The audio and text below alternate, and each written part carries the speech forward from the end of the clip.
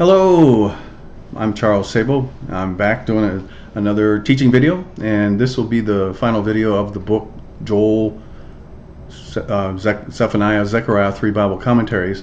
I've done Zechariah 1 through 13 already, and this will be the last chapter of Zechariah, chapter 14. The book is here. It's been on the market about 3 weeks, and you can see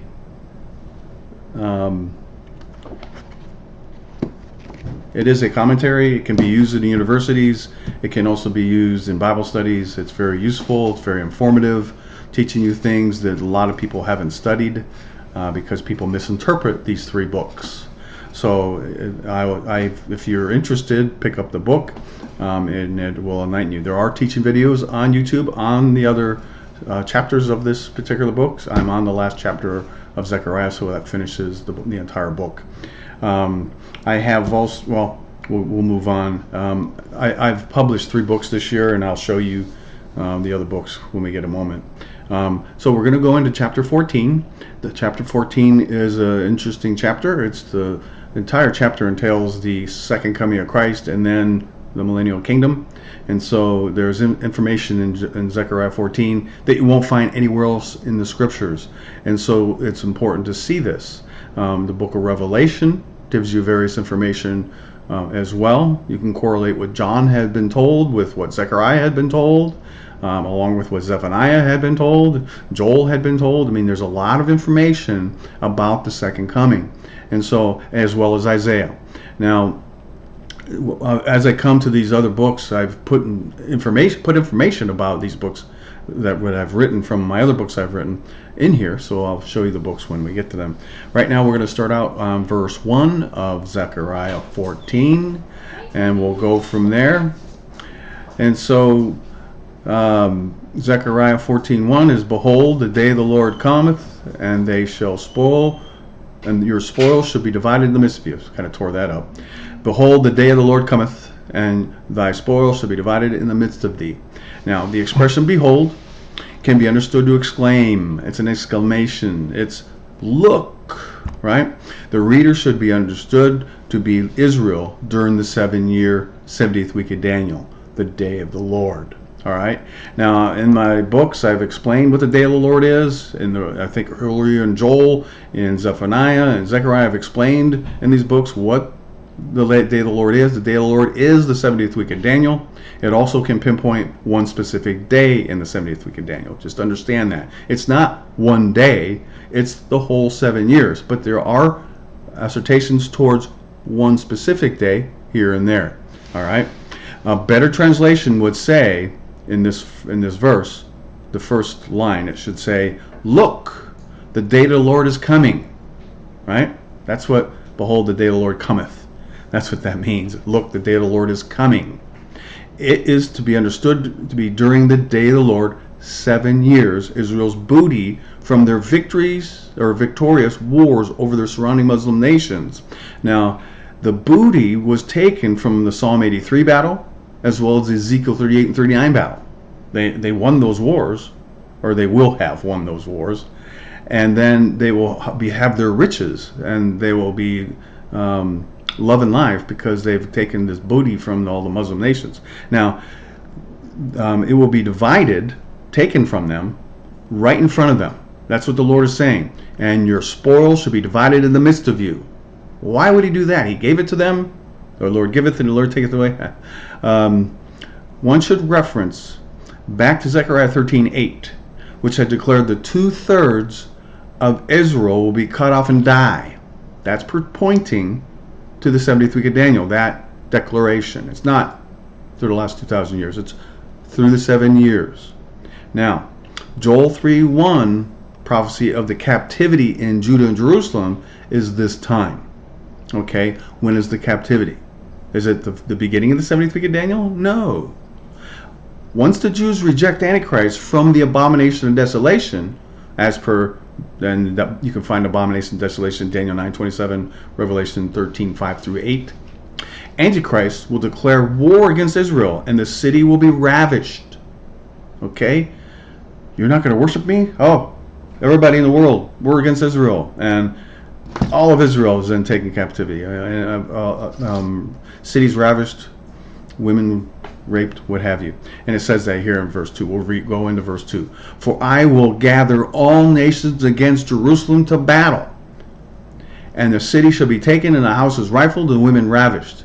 And half the city shall go forth into captivity, and the residue of people shall not be cut off from the city. Wow, a lot of information here. Let's break it down. The conjunction for is interchangeable with the conjunction because. The reason for the events in verse 1 is stated here. The spoils will be divided, as what it said in verse 1, because the Lord will be in the process of gathering all nations to come to battle against Israel at Armageddon. Well, when is Armageddon? Day 2520 of the 2520 days of the 7 years. So the last day of the 70th week of Daniel is when everybody comes to Jerusalem for Armageddon. So he's working his way towards that. So he has to have Israel become an enemy of the Antichrist kingdom. In order for the event to happen 3.5 years later, it first would start with the Antichrist declaring war against the Jews. 1/3 remnant will flee to the mountains, wilderness, as Jesus had commanded, and as it says in Revelation 12, while the other 2/3 will be killed. All right, if you didn't see my Bible study on chapter 13, 2/3 will die. 1/3 will not. Because the war declaration will happen in the middle of the 7 years, it will be then that the city shall be taken, and the houses rifled, and the women ravished. As of day 20, I forget my math. It's at the midpoint, the midst of the 7 years to the end is when the captivity happens. All right, now. This verse reveals the future captivity of the city of Jerusalem during the second half of the 7 years. Zechariah discloses that 1/2 of the city population will be taken captive by the Antichrist military, and half the city shall go forth into captivity. Remember, it says that in this verse. The residue left in the city will be the other half of the city population, and the residue of the people shall not be cut off from the city, right? Those are the non-Jews or the Jews that accept Antichrist. They will not be cut off from the city. So there'll be some that will accept Antichrist and they won't be cut off. This half of the population consists of both Jews and non-Jews who will have chosen to worship Antichrist as their God. They will receive the mark of the beast as per Revelation 13:16-18. The 2/3 of Jews from Zechariah 13:8 will be the half remaining in the city who will take the mark. All right? The 2/3 that shall die, according to Zechariah 13:8, consists of these people that take the mark, and then there are some that just flee and get taken captivity and killed. They don't believe. They didn't take the mark. But there is a remnant, the 1/3 that goes and flees to the wilderness and is protected for the 3.5 years supernaturally. Once again, look at chapter 13 as well as Revelation 12. I did a Bible commentary on the book of Revelation that came out a couple of months ago, and there it is. I did a teaching video on that, on all 22 chapters. It's on the market now if you're interested.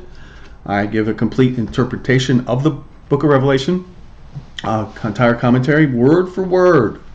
So if you're interested, pick it up. All right. So, okay. 2/3 of the Jews from Zechariah 13:8 will be the half remaining in the city who will take the mark. 2/3 will also include the Jews outside the city of Jerusalem, who will be persecuted and killed by Antichrist's satanic race. The Antichrist's satanic race will kill those who don't take the mark of the beast, the satanic race. If you're interested in the satanic race of the Antichrist, pick this up. Chapter 13 talks about the mark of the beast. All right. Now, verse 3. Then shall the Lord go forth and fight against those nations as when we fought in the day of battle. 3.5 years after the war declaration against Israel by Antichrist, the nations of the world will come to Jerusalem to fight against God, the God of Israel. The 1/3 remnant will have been protected by God in the wilderness and mountains location for 3.5 years, supernaturally protected. The 1/3 remnant, which I project to be about 2 million. Right now, there's about 6 million Jews in Israel. And if you divide those by 2/3, 1/3, 1/3 of 6 is 2 million. The Isaiah 34, 1 through 6, also 63, 1 through 6, also Revelation 14, 14 through 20, massacre will occur when the Antichrist military will pursue the 1/3 remnant of Jews, and the Lord will destroy them. Afterward, the Lord will gather his church and angels who will be in heaven and come down to the earth at the second coming. That's Revelation 19:14. He will proceed to the valley of Jehoshaphat, the Kidron Valley. And why do I say the valley of Jehoshaphat?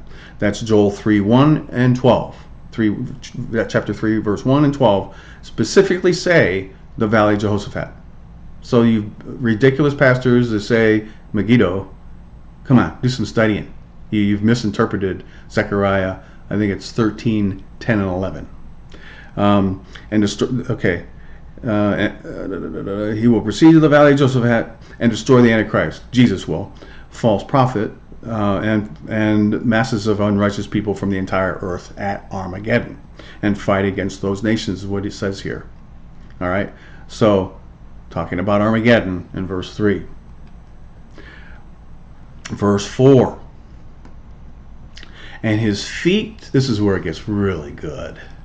And his feet shall stand in that day upon the Mount of Olives, which is before Jerusalem on the east. And the Mount of Olives shall cleave in the midst thereof toward the east and towards the west. And there shall be a very great valley, and a half of the mountain shall remove towards the north, and half of it towards the south. So the Lord, when he touches down on Mount of Olives, is going to cause such a massive earthquake, and look at what it's going to do to the land. This is a very unique description of the actual touching down of the Lord upon the earth at his second coming. In Revelation 19:11, John described the Lord descending from heaven upon a white horse. In the case here, the Lord will unmount from his white stallion. Think about it. When his feet touch down upon Mount Olives, he will cause the largest earthquake in the history of the planet. Okay, verse 14 or verse 4 of 14 says, and his feet shall stand. Not the horse's feet, the Lord's feet, right? So he dismounts from his horse and it causes an earthquake. That's what it says. It's like, I'm not twisting anything. It's what it says. All right, it's just amazing. I'm just excited. Where was I? He will cause a large earthquake. Zephaniah 1 verse 10 describes a great crashing that will come from the hills, which will occur at the second coming of Christ. And it said in Zephaniah 1:10 says, and a great crashing from the hills. All right, and people go, well, what's this all about? Well, he's talking about the second coming. Well, how is the crashing happening? Well, Zechariah 14:4 tells you why the crashing happens in Zephaniah 1:10. Mount Olives will split in half, cleave in the midst. One side to the north, another to the south. So the cleave is like through like this, north south. And it is not a tall rocky mountain, really. If you've ever seen pictures of Mount Olives, it's not real tall and rocky, but a tall mound or hill overlooking the city of Jerusalem, which is to the west of it, right? Mount of Olives, and then to the west of Mount of Olives is Jerusalem. The crashing from the hills may be the crashing of the buildings, which are sprinkled along the foothills of Mount Olives. The merchant buildings from around Jerusalem will come crashing down due to the movement of the land around Jerusalem. And in Zephaniah, you can kind of get that from there, because he talks about the business owners in Zephaniah. If you want to go to or look at my teaching video on Zephaniah 1. The merchant buildings from around will come crashing down. I already said that. Land will be removed from this mountain, which will cause a valley, which will extend from east to west. As it divides, cleaves in the midst of I'm finishing the sentence. As it divides, cleaves in the midst thereof towards the east and the west. Right, the cleave. So it divides north, south, cleaves in the middle. Picture a divide or valley running east and west as the mountain splits in half and the land moves north and south. Just because the Lord stepped off his horse, basically. He steps off his horse, and that happens. Wow! What an amazing event. I mean, just amazing. We're going to be here. I mean, I know I'm going to be here, or in Jerusalem. I'll be coming down with him, and hopefully you will be too. All right, so, and then finishing off what Zechariah says, shall remove toward the north and half of it towards the south, the land. Right? It's going to be an amazing earthquake. Here, I'll read you Zephaniah 1:10. And it shall come to pass in that day, it's day 2520 of the 70th week of Daniel, said the Lord, that there shall be a noise of a cry from the fish gate, and an howling from the second, and a great crashing from the hills. All right? So the business owners are howling, oh my goodness, my building is demolished. Right? They will be. They don't have a God. When they say, oh my God. I don't say, oh my God, but that I'm imitating them. Anyway, verse 5. And you shall flee to the valley of the mountains. Okay? For the valley of the mountains shall reach unto Azal. Yea, you shall flee like as you fled from before the earthquake in the days of Uzziah, king of Judah. And the Lord my God shall come, and all the saints with you. It doesn't say with him. It says with you. He's talking to Israel. With you, Israel. All the saints with you. Now, this is an interesting verse. It gets misinterpreted, but I had to break this down, and I contemplated and researched, and what I had a problem with the with you thing. It's like if he's already demolishing the Jews and what have you, and they're dying from this and that. I mean, he says with you. So if the saints are with them, then these are saints also, the Israel saints. This verse addresses those who will be in Jerusalem at the time of Jesus Messiah touches down upon Mount Olives at his second coming, right? It seems that the devastating movement in the land, when the Lord splits Mount Olives in two, will cause those Jews in Jerusalem to flee. They will flee to the valley in order to avoid the movement of the land, which is the division of Mount Olives will cause, right? Right? Okay, you follow me so far. The reason is then explained because the valley of the mountain shall reach unto Azal. Azal is an unknown place referred to in this text. The Hebrew word Etzel for Azal is defined as a reserved place. That's what Azal means. A reserved place. They're fleeing because the valley of the mountain shall reach unto Azal. The valley is going to reach the reserved place that he's going to protect them. So they're fleeing to the valley and going to Azal, a reserved place where the saints will be also. This is where we're going to be too. Think about it. Okay, I'm going to keep going. The Hebrew word, I already said that. The reserved place cannot be the same as the place in the mountain wilderness where the Lord will have protected the Jews 3.5 years. It's not the same because it happens southeast of Jerusalem, like some 150 miles or so between. I believe it's Petra. It's the only place physically will hide 2 million people without Antichrist finding them for 3.5 years. But I go into that into detail in the Book of Revelation that I've done. Book of Revelation, Jesus Christ. I do go into that a little bit in this book too, but I'm not going to go over it here very much. I might. I don't remember if I wrote it in here or not.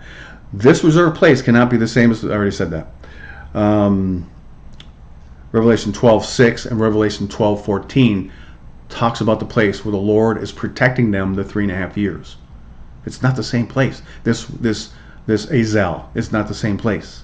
This event is occurring at the last day of the 7 years. Therefore, this place is to be the Valley of Jehoshaphat, which is reserved for Armageddon. It's there. It's around there somewhere, right? At the Valley of Jehoshaphat, it's somewhere in there where this reserved place is, where the entire church and the Jews are going to be kept safe during Armageddon.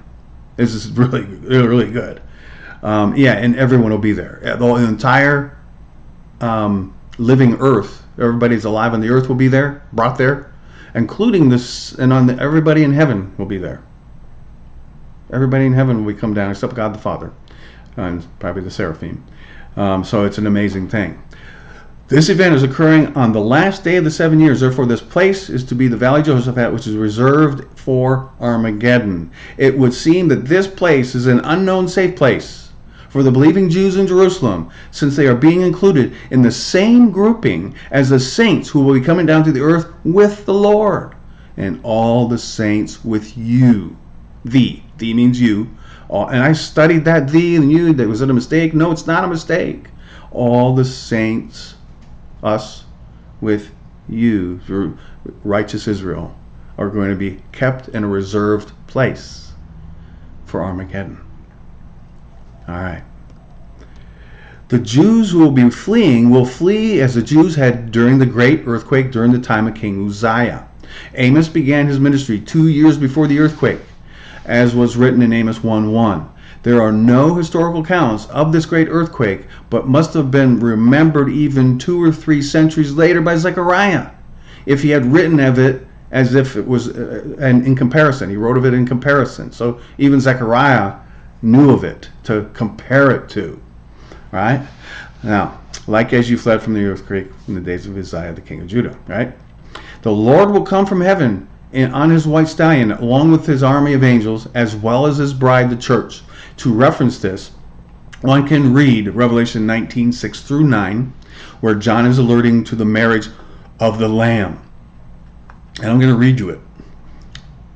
Verses 7 and 8. Let us be glad and rejoice, give honor to him, for the marriage of the Lamb is come, and his wife hath made herself ready. Who's his wife? The church, the bride of Christ. And to her was granted that she should be arrayed in fine linen, clean and white, for the fine linen is the righteousness of the saints. Right? And all the saints with you. So it's just amazing. Then looking to Revelation 19:14, John had revealed that those dressed in fine linen are who will follow the Lord out of heaven, and he will descend to the earth to touch down onto Mount Olives. And the armies which were in heaven followed him upon white horses. I get a horse, you get a horse, we all get a horse. Clothed in fine linen, white and clean. Just as we were at the marriage of the Lamb, white and clean. Right?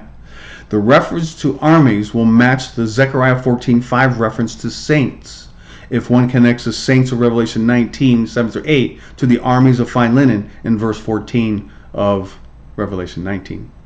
Zechariah includes the Jews who will be fleeing into the valley with the saints who will be following the Lord down from heaven. He references them as you and thee 3 different times in this verse, which includes them being included in the grouping with the saints coming from heaven.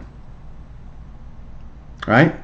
So they're down on the earth, they're mortals. We're immortal, they're mortals, but we're going to be kept safe at the same place. The fact that they will be the saints coming from heaven implies that they will be supernaturally taken as a group to join those saints descending from heaven. Right? So supernaturally taken to where we are going to be eventually, that Azul. Now, if it's a mysterious place, it's probably to keep the adversary from knowing where it is. We don't know where it is, the safe place, the reserved place, Azul, until that day. Mark 13. Now I'm going to go into, you say, well, how do you know everybody's going to be there? All the saints are going to be there. How do you know this? Well, I broke it down. I did a research paper in seminary on this, on we know not the day or the hour. I did it on the commentary on that because it's so ridiculously misinterpreted. But I examined the fact that all the saints will be brought to the Valley of Jehoshaphat. Mark 13:24-25 reveals after the tribulation of those days, signs in the heavens will occur, just as Matthew 24:29 had. What I'm concluding here is Mark 13 and Matthew 24 are talking about the same thing, the second coming of Christ. Mark 13:26 reveals the coming of the Son of Man, just as Matthew 24:30 had. Verse 27 repeats what Matthew 24:31 had, but Mark left out the angels sounding the great trumpet.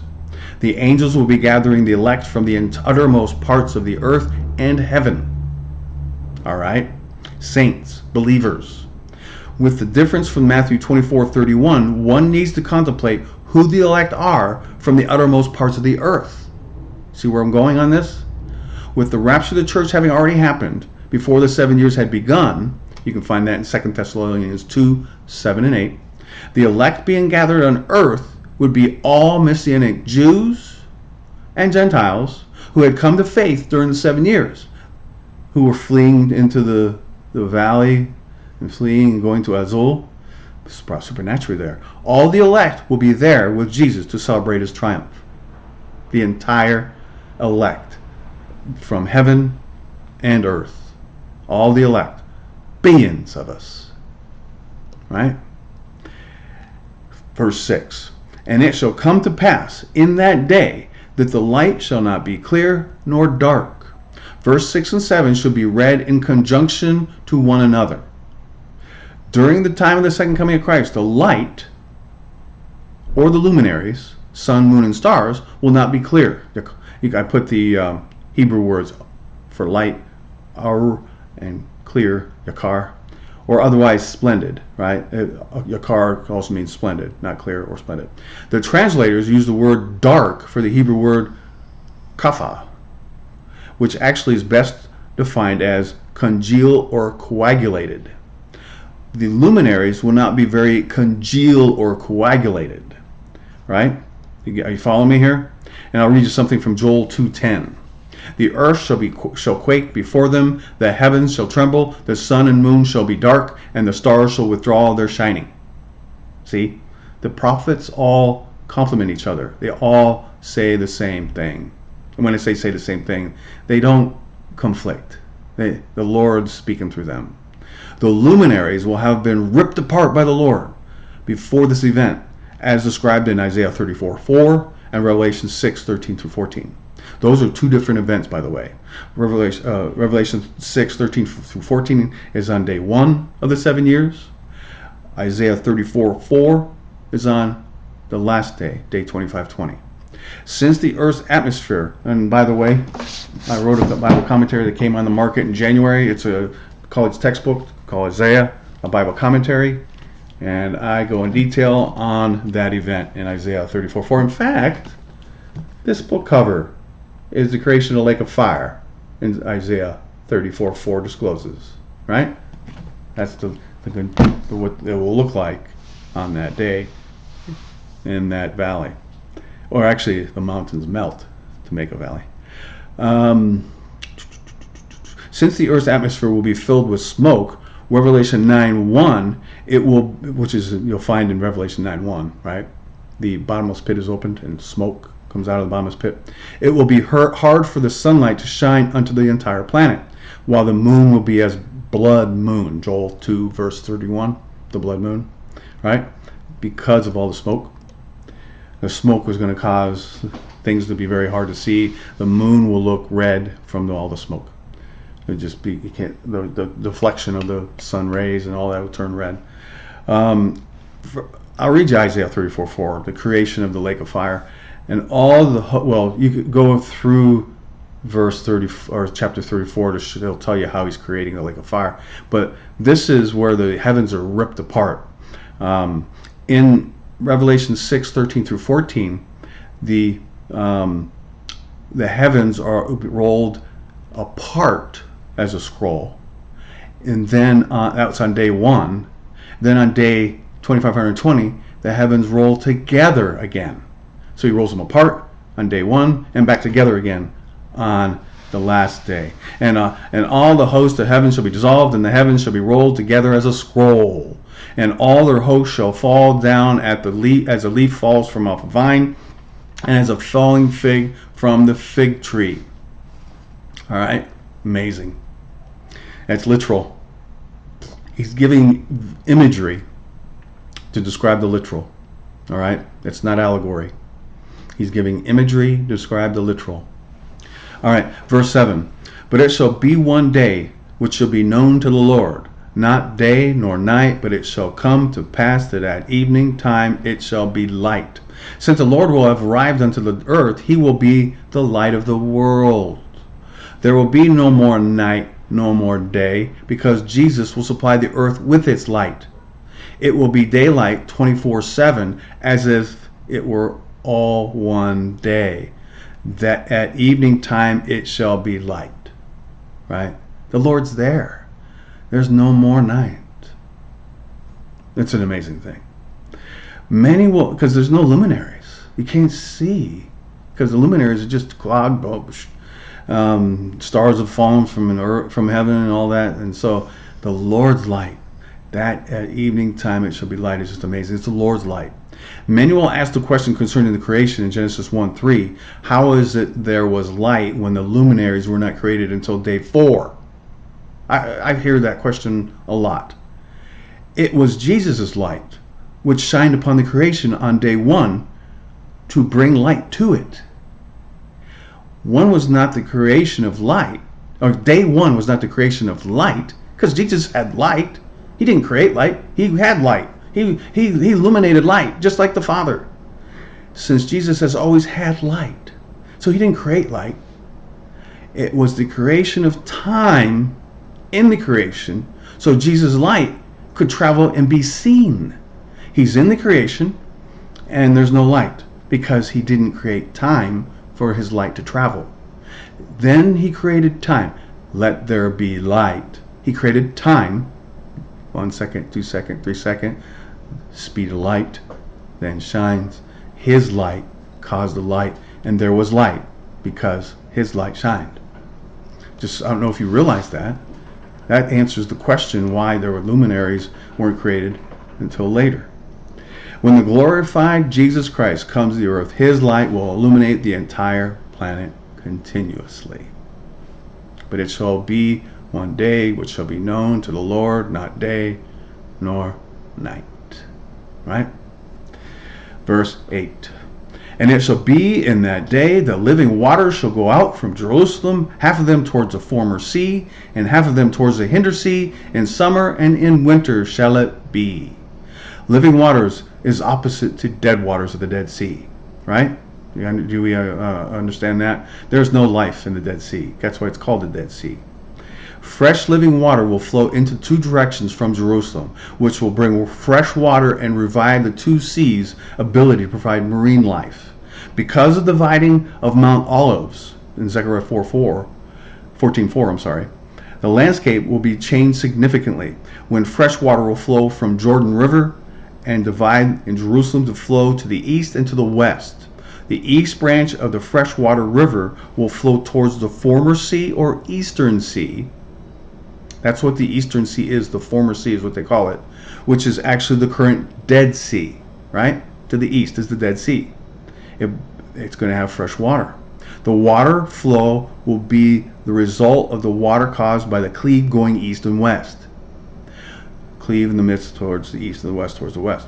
The west flowing branch of water will flow west to the hinder sea or Mediterranean Sea. They will flow day and night, month after month, in both summer and winter. The flow will not be hindered by drought, because the Lord is there. All right? In summer and winter shall it be. Right? Isn't it amazing? I don't know if you've read this and understood this. I mean, it took me to break it down a little bit to finally piece it together. I understand other scriptures and how it correlates with it. Maybe you do too, hopefully. Verse 9. And the Lord shall be king over all the earth. In that day shall there be one Lord, and his name one. Jesus, the Messiah, will sit on his throne in Jerusalem and rule the earth for 1,000 years. You can find that in Revelation 20, verse 4 and 6. He will have fulfilled prophecy and will be king of the Jews, as they have first desired him to be during his first visit.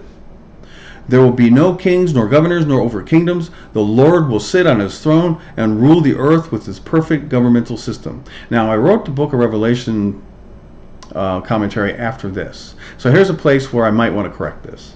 Because in Revelation 20, I think it's verse 6, where, no, actually it's verse 4. I saw thrones, and given them was judgment. The thrones were our thrones because we're going to be kings and priests. So I take it back. There will be kings and governors and kingdoms. There will be. We will be kings of the earth, ruling under Christ. Right? It says that in Revelation 1. I have there's a verse in Revelation 1 that talks about we will be kings and priests, right? And then Revelation 20 verse, I think it's 4, where John says, I saw thrones, and unto them were given judgment. We're given judgment. We're given the ability to judge. We're going to be judges. We're going to be judging the earth, as Paul has said.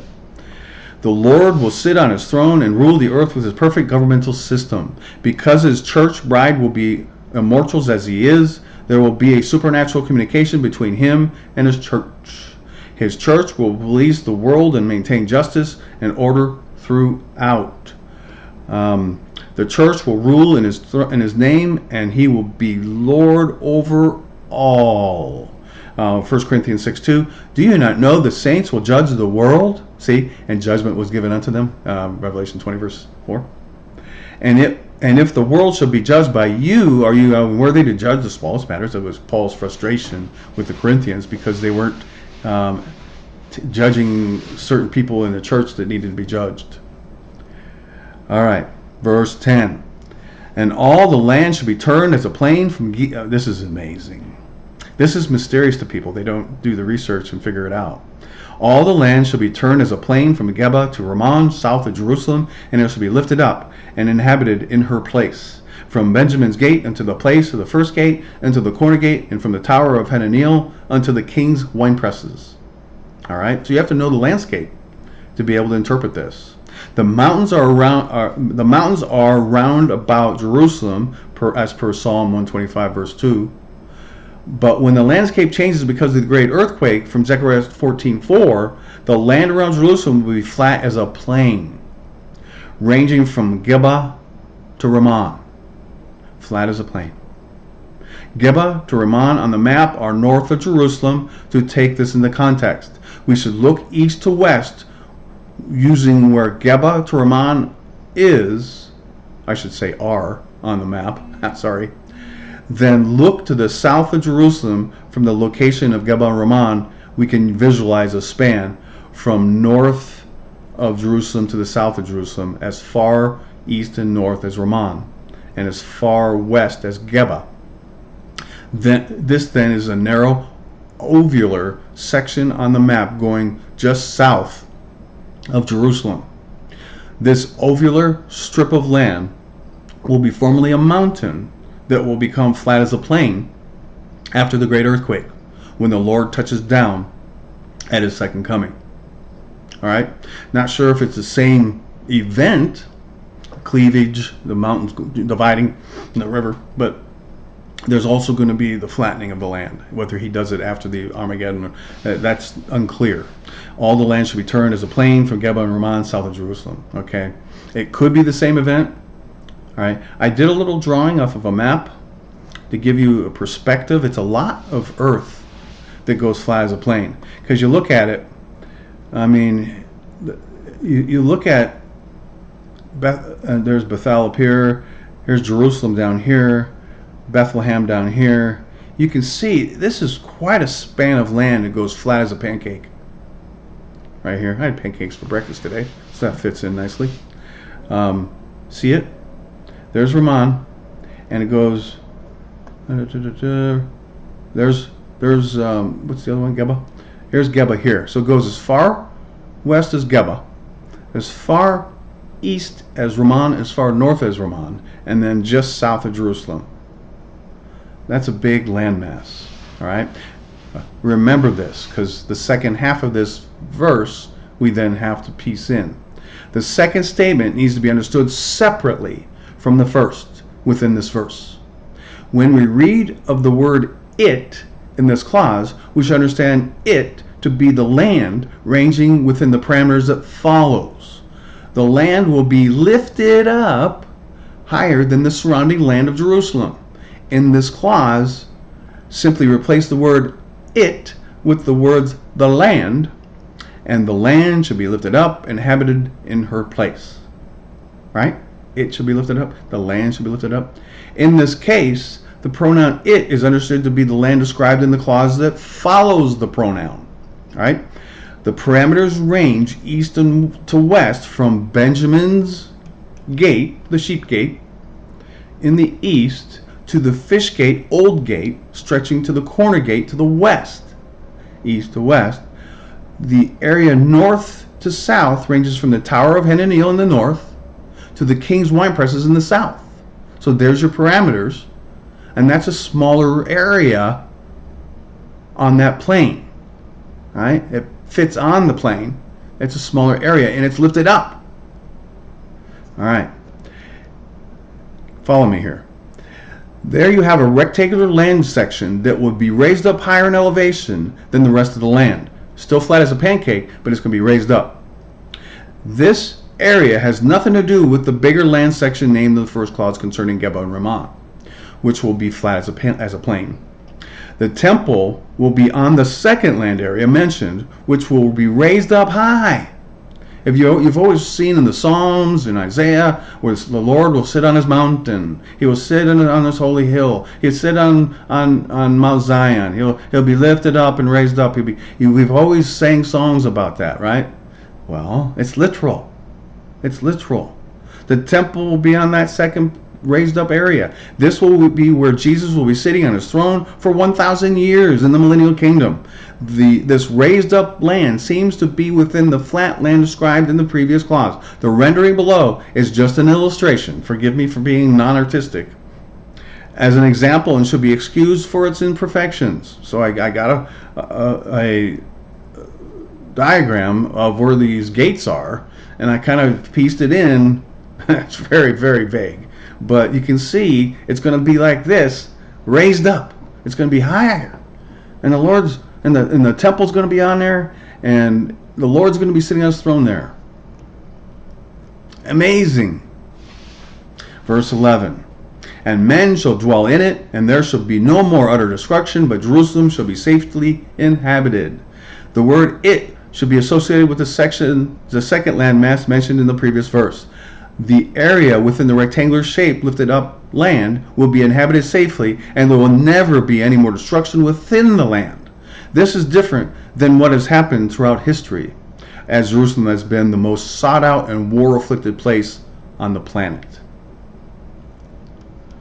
Alright, verse 12.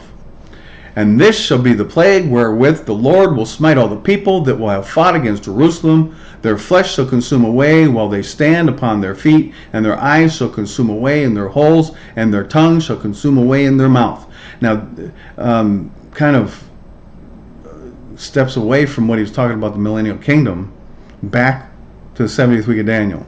Just as was implied in verse 14:10, the pronoun precedes the description that coincides with it. The pronoun this coincides with what is said following it.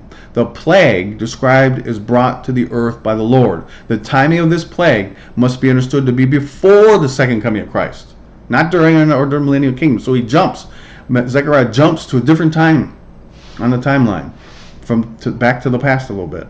It could be minutes, hours, days, or even months before the Lord's return, but will not be what happens afterwards.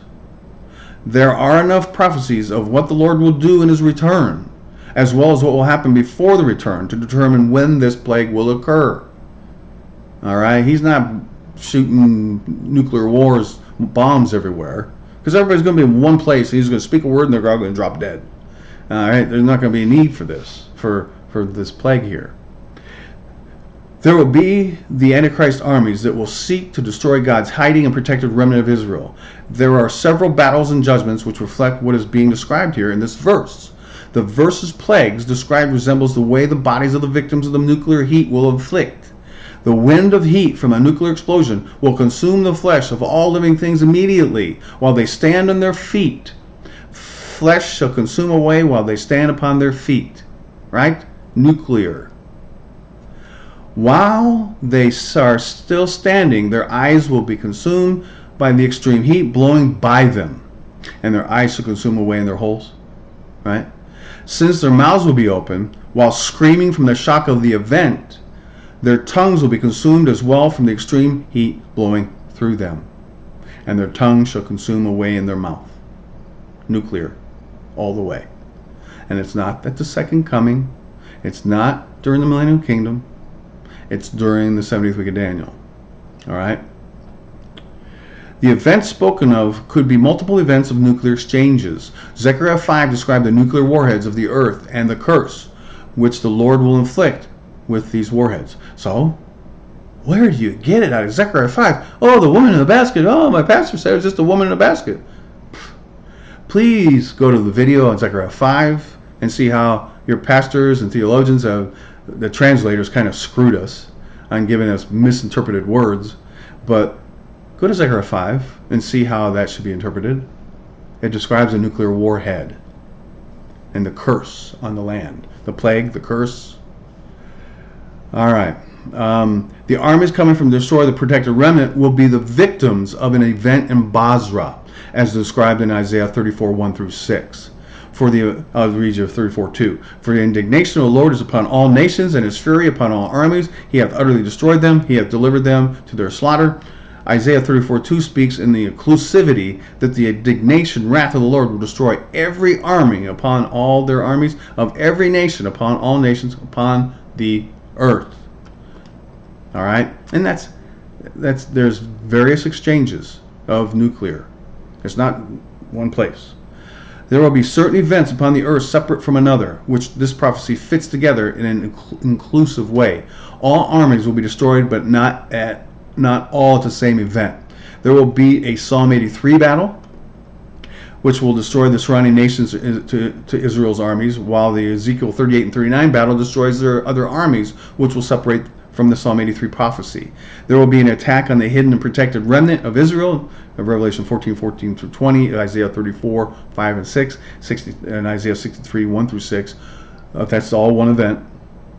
In Basra, the protected remnant in Petra, where the Lord will protect Israel by sending this down on them.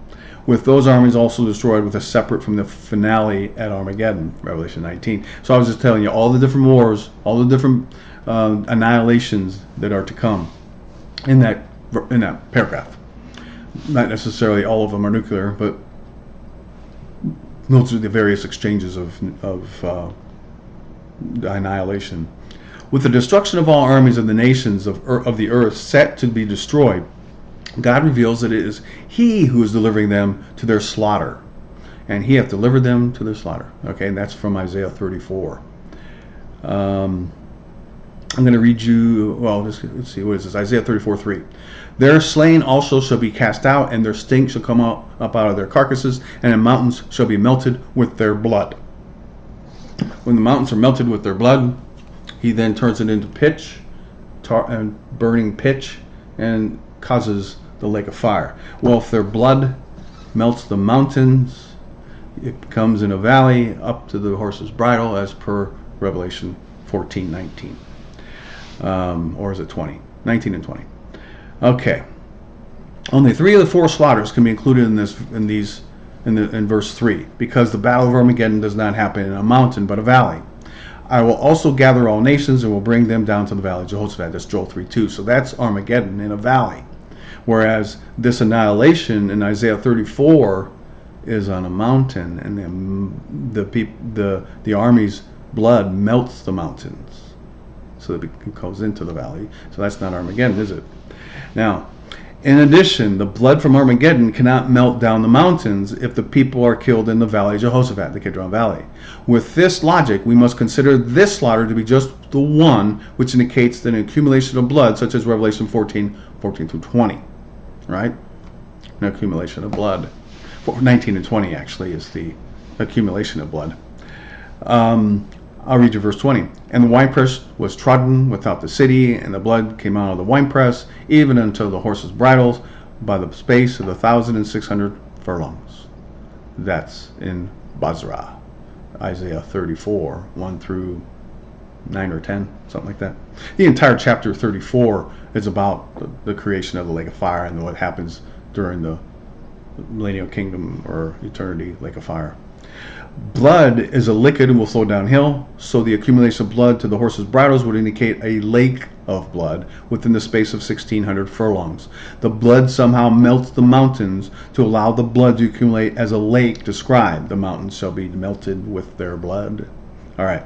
Now I'm going into this Isaiah prophecy because it may very well have been or to be nuclear. That's why I'm going into it, because this could be a nuclear event. Isaiah 34:6. The sword of the Lord is filled with blood, and is made with fat, with the fatness, and with the blood of the lambs and goats, with the fat, the kidneys of rams. But for the Lord, because the Lord hath a sacrifice in Basra, and a great slaughter in the land of Idumea. Basra is halfway between the Dead Sea and Petra. All right, so they're on the way down there. So the Lord keeps it secret where He's hiding the remnant for 3.5 years. All the demons that are everywhere on the planet that can go every nook and cranny can't find 2 million Jews. Why? They're supernaturally hidden. The Lord kept them somewhere. I mean, 2 million Jews sitting out in the open, you're going to see them, right? So He hid them somewhere, undisclosed. On day 2520, He says, okay, this is where they are. And so they go down there to get them, and the Lord pours His wrath at Basra. All right? That's what's going to happen. Sorry if your pastors are telling you something different. You might want to tell your pastor he needs to do a study. Maybe he needs to buy one of my books.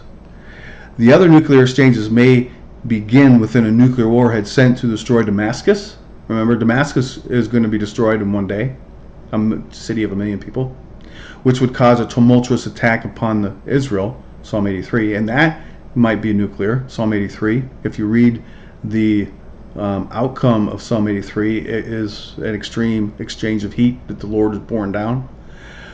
This attack would end with potentially nuclear warheads or just fire sent down from heaven, right? I'll read you Psalm 83, 13 through 15. Oh my God, make them like a wheel, as a stubble before the wind, as the fire burns the wood, and as the flame sets the mountain on fire. So persecute them with your tempest. What's a tempest? It's fire. And make them afraid with your storm, a fiery storm, right? It could be fire from heaven, or it could be nuclear. A retaliation against Egypt may very well be an additional nuclear warhead strike, as described in Ezekiel 29, 10 through 12. One can see that the nuclear war is inevitable, and the Lord will send it. And the Lord will smite all the people that have fought against Jerusalem. He'll smite them at the Valley of Jehoshaphat at the second coming, but He'll also smite them beforehand too. And Basra, right? The Psalm 83 battle, obviously the Ezekiel 38 and 39 battle, the Ezekiel 29, 10 through 12. There's a lot of exchanges of heat. There's a lot of nuclear potential here. Verse 13. And it shall come to pass in that day that a great tumult from the Lord shall be among them, and they shall lay hold every one in the hand of his neighbor, and his hand shall rise up against the hand of his neighbor. In times of desperation and confusion, the heathen will be attacking the homes of their neighbors and others in order to gain riches, right? As well as necessities of life. The Lord will hand them over to their fleshly desires, and their wickedness will outpour between them. Zephaniah 1:17 says, and I will bring distress upon men, that they shall walk like blind men, because they have sinned against the Lord, and their blood shall be poured out as dust, and their flesh as the dung. Right? That's in Jerusalem. Right? Okay. Verse 14. And Judah also shall fight at Jerusalem, and the wealth of all the heathen round about shall be gathered together, gold and silver and apparel in great abundance. There will be the wealthy heathen of the tribe of Judah who will be in Jerusalem fighting one another for the remaining wealth. That is why Zechariah followed his statement with the wealth of all the heathen. Judah also. Right? Please remember, the Lord will have been protecting His remnant of Israel away from Jerusalem during this time. Right? Revelation 12:6 and verse 14. All right, I'll read you Zephaniah 1:18. Neither their silver nor their gold shall be able to deliver them in the day of the Lord's wrath, but the whole land shall be devoured by the fire of His jealousy. For He shall make an even speedy riddance of all of them that dwell in the land. See how this is coming to be? Zechariah and Zephaniah are describing the same thing. The translators have used the word dwell for the Hebrew word yashab, which can also be defined as remain or inhabit. In any use of this word from translation, those who remain, dwell, or inhabit the land, world, are being addressed here. So, Jerusalem will not be consumed with fire, if you think about it. But the surrounding land to Jerusalem will be, which will be most likely include the entire Middle East. The riches of the world, gold, silver, and apparel, will have no value when it comes to their destination, hell, on that day. So, I may have just said this is all pointing to Jerusalem, but and you can see that Judah shall fight at Jerusalem. But I don't believe Jerusalem is going to be destroyed with fire. It's not going to be. There's no place in Scripture that says the Lord's going to bring fire on Jerusalem, except for in the book of Revelation, where that last time where God the Father brings fire down, when Satan brings Gog and Magog to battle with all the heathen of the earth towards Jerusalem. That's when the Lord brings fire down the earth and destroys the entire creation with fire, including the earth and stars and everything. And so I believe this is surrounding in the Middle East, the wealth that's been dispersed, the fire, right? You have to think logically. He's not going to destroy Jerusalem with fire and then come down at Armageddon. Oh, where is everybody? Everybody's singed and dead. No, it's not going to be that. Verse 15. And so shall be the plague of the horses and the mule and the camel and the ass and all the beasts that shall be in these tents as this plague. The Lord has historically cast judgment on the livestock of the heathen as part of his judgments. All right, Deuteronomy 13:15. You shall surely smite the inhabitants of the city with the edge of the sword, destroying it utterly, and all that is therein, and the cattle thereof, and the edge of with the edge of the sword. So the beasts, the horses, and what have you, they're included. Okay, you horse lovers and animal lovers, the Lord's going to destroy them. Okay. One can see that the Lord will put his judgment against the livestock of the heathen, who keep their animals with them, including the ones in the military tents. The plague before mentioned in verse 12 will be cast upon the horses, mules, camels, donkeys, and whatever other beasts the heathen bring with them against Jerusalem. Okay, so they're coming to Jerusalem. He's destroying them as they're coming against them. Verse 16. And it shall come to pass that everyone that is left of all the nations which come against Jerusalem shall even go up from year to year to worship the King, the Lord of hosts, and to keep the feast of tabernacles. The Zechariah prophecy timeline steps forward again to the time of the millennial kingdom of Christ. Sorry. Can it be any more clear that everyone who was left of all nations which came against Jerusalem will be coming to Jerusalem every year to worship Jesus the Messiah? Okay, so the Lord's mercy, he spares some people, right? So not everyone that came up against Jerusalem, I think they became believers. They see the Lord coming down, splitting the mountain. It's God. It's God. And they become believers. And I think the Lord has mercy on those. That's the only way I can interpret that. If he's going to destroy all the heathen, yet everyone that is left would be the believers. Those who came against Jerusalem saw the Lord and believed. Right? Can you piece that together? Oh, where does it say that? You people that think it's got to be literally word for word that you're thinking, okay, read between the lines. And it shall come to pass that everyone that is left. Okay, you got to use some logic. Everyone came and he destroyed the heathen. Who's left? The ones that aren't heathen. So the ones that aren't heathen are the ones that believed when they saw him. All right. Remember, that it was all nations on earth who will come to Jerusalem to fight and destroy the remnant left of Israel at the end of the 7-year 70th week of Daniel. Zechariah 14:2. The Lord had provided his feast days to Israel to celebrate each year, which actually were divine appointments for their Messiah. Israel had not known that they were connected to the first and second advents of their Messiah, but many have come to realize this through the last 2 millenniums. Leviticus 23 commands Israel to keep the 7 feasts of the Lord each year, while utilizing them as part of their harvest schedule. All right. With the 4 spring feast days having been fulfilled during the first advent of Messiah, the 3 autumn feast days are yet to be fulfilled. The rapture of the church of Christ will fulfill the 5th feast day, the Feast of Trumpets, while the beginning and end of the 7-year 70th week of Daniel will occur on the Feast of Atonement, Yom Kippur. Tishri 1 is the rapture, Tishri 10 is Yom Kippur.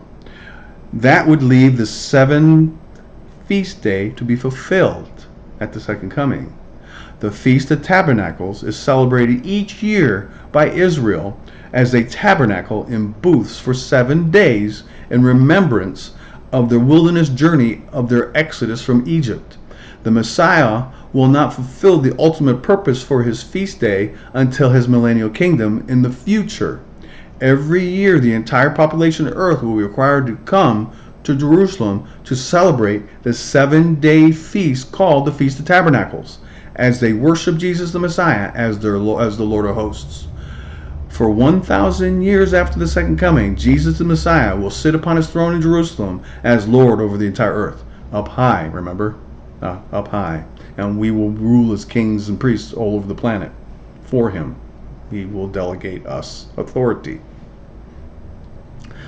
Us, the church, the immortal church. No mortals will be ruling. It'll be immortals. All immortals will be ruling. No immortals. No mortals will be rulers.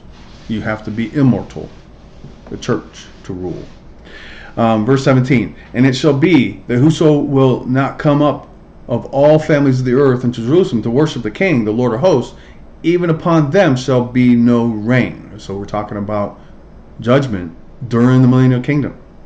This passage remarks on what the rebellious people of the earth will experience if they fail to comply to the requirement of coming to Jerusalem once a year to worship Jesus and celebrate the 7-day Feast of Tabernacles. Because the earth will still be filled with mortals, they will have sinful flesh that will cause them to sin against the Lord.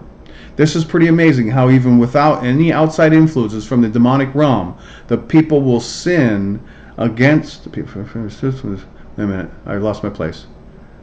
People will sin against God. Satan will be chained to the bottomless pit for 1,000 years, as of Revelation 21-3. It is not known when the final judgment of the familiar spirits or demons is consummated. We can only assume that will occur at the second coming of Christ, since their leader, Satan, will be in chains, while the Antichrist and false prophet will have already been cast into the lake of fire, as of Revelation 19:20. Even the non-canonized Book of Enoch has left out clarity of when this final judgment is to occur. These spirits will lack leadership for the first time if they are still loose on the earth during the millennial kingdom. With God on his throne in Jerusalem, they will have no power to influence anyone without his permission. Right? I choose to think that Jesus the Messiah will consummate judgment against the familiar spirits, the demons, immediately, and there will be no influences against the flesh of the mortals to sin. With no influences, mortals will be pulled down by their fallen flesh and sin against the Lord. Therefore, those who choose not to come to Jerusalem to worship the Lord and celebrate the 7-day Feast of Tabernacles will face drought in their land on the earth. Even upon them shall there be no rain. Right? Okay. Verse 18. And if the family of Egypt go not up and come not, that have no rain, there shall be the plague, wherewith the Lord will smite the heathen that come not up to keep the Feast of Tabernacles. It seems that the previous verse is elaborated upon with this verse. It would be the Egyptians of the millennial kingdom who will rebel against the Lord. The Lord will smite the Egyptians with drought and famine in punishment against them for not coming to Jerusalem to worship him. Israel brought forth a little bit more information concerning this, right? because they were cursed in the same manner. And the Lord shall be known to Egypt, and the Egyptians shall know the Lord in that day. Did I say Israel? Isaiah. My bad. I'm reading too fast. Isaiah brought forth a bit more information concerning this. I'm embarrassed. Am I turning red? And the Lord, this is Isaiah 19, verses 21 through 23. And Isaiah 19 is amazing. If you have picked up my book, I mean, it's an amazing chapter. And the Lord shall be known to the Egypt, and the Egyptians shall know the Lord in that day, and shall do sacrifice and oblation. Yea, they shall vow a vow to the Lord and perform it. And the Lord shall smite Egypt, he shall smite and heal it, and they shall return even to the Lord, and he shall be entreated of them, and shall heal them. In that day there shall be a highway out of Egypt to Assyria, and the Assyrian shall come to Egypt, and the Egyptian unto Assyria, and the Egyptians shall serve with the Assyrians. All right. After the Lord has once again plagued the Egyptian people, they will finally repent and come to him as their Lord. It seems very ironic that these Egyptians will have to experience the same type of judgments against them as they had during the Exodus, just to bring them to repentance. Unlike the Egyptians during the Exodus, they will understand that one God of heaven and earth is the Lord, who will be sitting on his throne in Jerusalem. The Egyptians of the Exodus didn't have that. These people will, and they'll still rebel. Shame on them, but they'll realize soon enough. Verse 19, this shall be the punishment of Egypt, and the punishment of all nations that come not up to keep the Feast of Tabernacles. To sum up what was prophesied in verses 17 and 18, the Lord will smite the nations with drought, which will cause potentially other occurrences. It would make sense that the Lord would treat the heathen who will not come to Jerusalem with the plague, similar to what he had put upon Israel when they had failed to worship and honor him. And this is where I thought I was reading about Israel. Deuteronomy 28:24 says, the Lord shall make the rain of thy land powder and dust. From heaven shall it come down upon you until you be destroyed. See what I'm saying? Drought.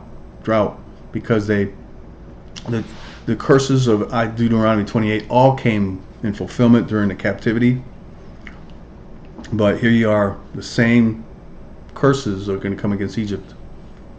The lack of rain can cause other potential plagues to fall upon a nation, such as hunger, disease, and death to livestock. In Deuteronomy 28, the Lord presented Israel with the threat of drought, which did cause other circumstances to fall upon them. And now I'm going to read you Deuteronomy 28:16 through 20, which is what I thought I was reading you before when I read Isaiah as Israel. Verse 16 of Deuteronomy 28, cursed shall you be in the city, and cursed shall you be in the field. Cursed shall you be in the basket of your store. Cursed shall be the fruit of your body, and the fruit of the land, and increase of the kine, and flocks of your sheep. Cursed shall you be when you come in, and cursed shall you be when you go out.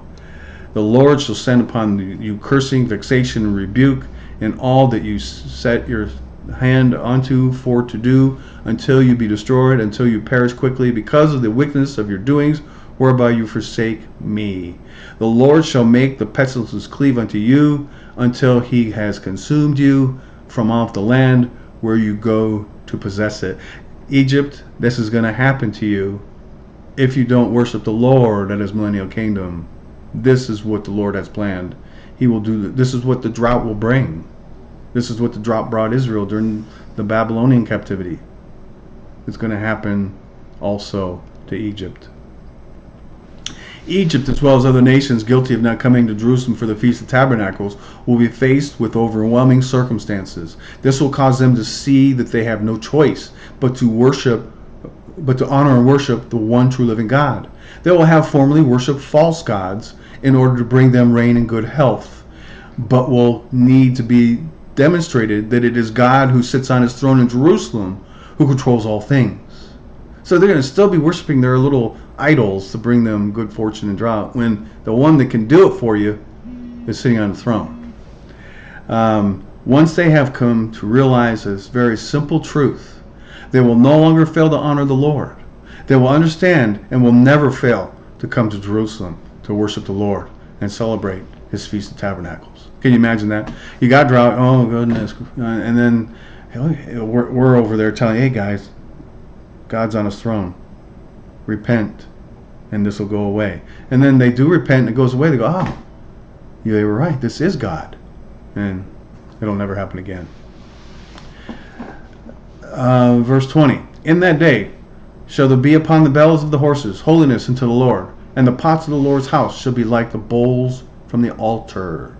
The verse continues to describe what will happen during the millennial kingdom when it declares, in that day. It will be even the most simple but secular things of the world which will be glorified unto the Lord. Zechariah demonstrates this with this verse, stating that even the bells jingling on the horses will be inscribed with the engraved words, holiness unto the Lord. And the little jingle bells on the horses will say, holiness unto the Lord. As the Apostle Paul made it clear to the church, all things will be done to the glory of God. And I'll read you 1 Corinthians 10:31, whether you therefore eat or drink or whatever you do all to the glory of God. And that's what we'll be doing during the millennial kingdom, all to God's glory. We should be doing it now, all to God's glory. Ever since the creation, we should be doing it to His glory. These idolaters just don't get it. 1 Kings 7:45, and the pots and the shovels and the basins and all these vessels which Hiram made to King Solomon for the house of the Lord were of bright copper. They didn't have brass until I believe it was the 14th century. Brass didn't exist until the 14th century AD. So the translators in their infinite wisdom didn't do their history research to find that brass didn't exist. So why would you put brass in the Bible? Were of bright copper. All those things that they say were brass in the Old Testament, it was really copper. The Hebrew word that was being used really meant copper, but the translators also wanted to plug in brass because they have no wisdom. In the temple, it will not be just the bowls used for the sprinkling of the sacrificial blood that will be considered holy, but all bowls and pots in the temple. All right? All things in the temple will be considered holiness unto the Lord. And then verse 21 actually elaborates even further on this. Yea, every pot in Jerusalem and in Judah, will be holiness unto the Lord of hosts. And all they that sacrifice shall come and take of them and seethe therein. And in that day there shall be no more the Canaanite in the house of the Lord of hosts. Zechariah goes a step further from the previous verse and declares that all pots in Judah and Jerusalem and every home will be holiness unto the Lord. You can grab a pot from your kitchen and go to the temple on the Feast of Tabernacles and use it in the temple for the sacrifice, because all are holiness unto the Lord. Everyone who sacrifices will be able to grab it. I already said that.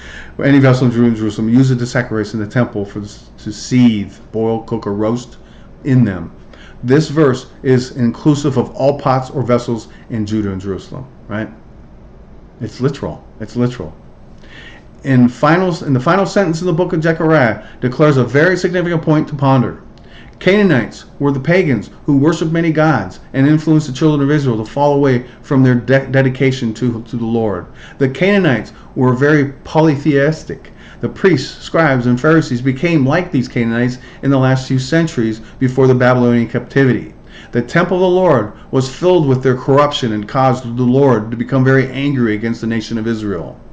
Ezekiel 8 verse 16. And he brought me into the inner court of the Lord's house, and behold, the door of the temple of the Lord, between the porch and the altar, were about 25 men, with their backs toward the temple of the Lord, and their faces towards the east, and they worshipped the sun towards the east. See, the Canaanites. They were worshiping like the Canaanites in the temple. Within this last sentence, Zechariah prophesied of the millennial kingdom, when there will never be a polytheistic person within the house of the Lord. They will all be God's people, with the Son of God sitting on his throne in Jerusalem. The Levitical priest will sacrifice to the Lord and will be his children. Amen. Amen. And that concludes the entire book of Zechariah. That concludes the entire book called Joel, Zephaniah, Zechariah. That's the final chapter of this book, the last chapter of Zechariah. And you can pick it up on Amazon. It's there. And or ebook is a little less expensive. But great book if you want to pick it up. All right. So that is it. Thank you so much for joining me on this journey through the book Joel, Zephaniah, Zechariah, 3 Bible Commentaries. Hopefully you pick it up. Watch all the videos. You'll learn from it. It's great to have this with you during a Bible study with your friends. They'll be like, "Where did you get that information?" Let me write that down. Anyway, hit like down below. Subscribe to my channel. Please ask questions. I know that you might have some. I will answer. It might take me a little bit to figure that you did answer the question, but I try to look to find out. But anyway, thank you so much for joining me. My next teaching video, I haven't decided whether I'm going to go into the book of Hebrews already, since I'm just now in, I think I'm in the middle of writing on chapter 9. So I've still got, 3.5 chapters to go. I guess as I get to chapter 9, I'll be towards the end of the book, kind of like what I did with the book of Revelation. But anyway, thank you for joining me. Praise the Lord. Glorify God in all you do. And preach the gospel of Jesus Christ.